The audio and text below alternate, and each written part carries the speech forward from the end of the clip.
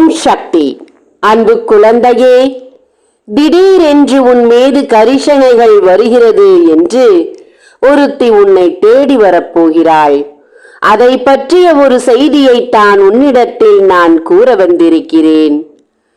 ஒருவரை பற்றி நல்ல நினைவாக நினைத்து ஏமாந்த கதையெல்லாம் என் பிள்ளையின் பழைய கதைகள்.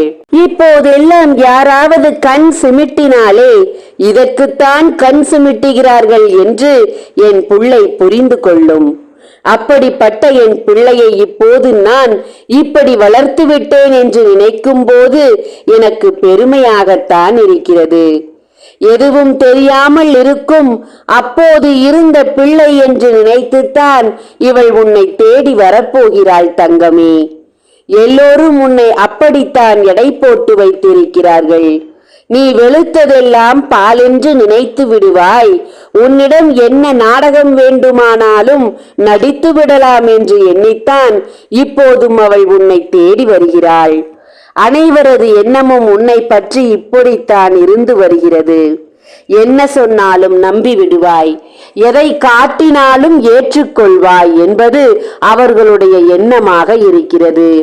தங்கமே, சுதாரித்துக் கொள்ளும் என் பிள்ளையை இப்போது நான் உருவாக்கி இருக்கிறேன் என்பது அவளுக்கெல்லாம் தெரியாதல்லவா?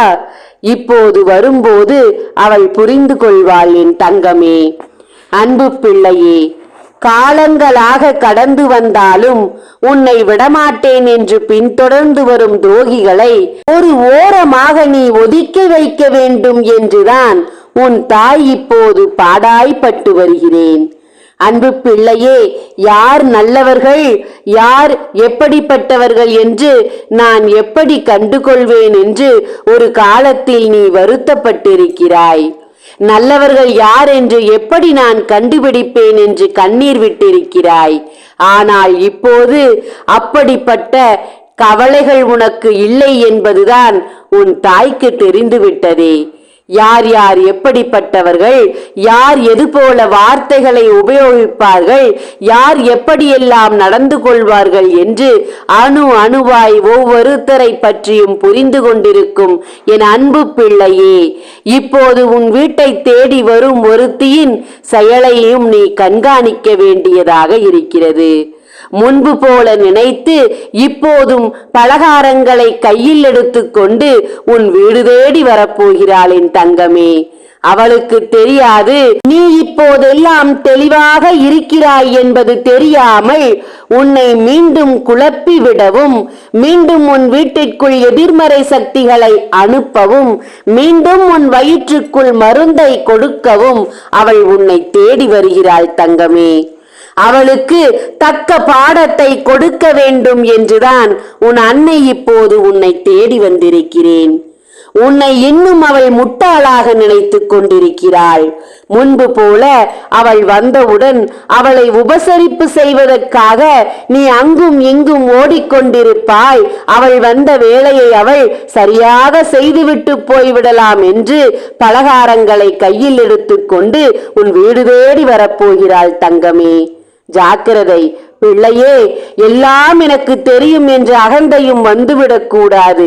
கற்றது கைமண் அளவு, கல்லாதது உலக அளவு என்பதை புரிந்து கொண்டு வரும் அவளை எப்படி என்ன செய்ய வேண்டும் என்று உன் தாய் சொல்கிறேனோ அதுபடி கேட்டு அவளை நாசுக்காக வெளியே அனுப்பு. ஏனென்றால் பகையை வெளிக்காட்டி விடாதே, பகையை வெளிக்காட்டி விடாதே பிள்ளையே. அதுதான் மிகவும் ஆபத்து.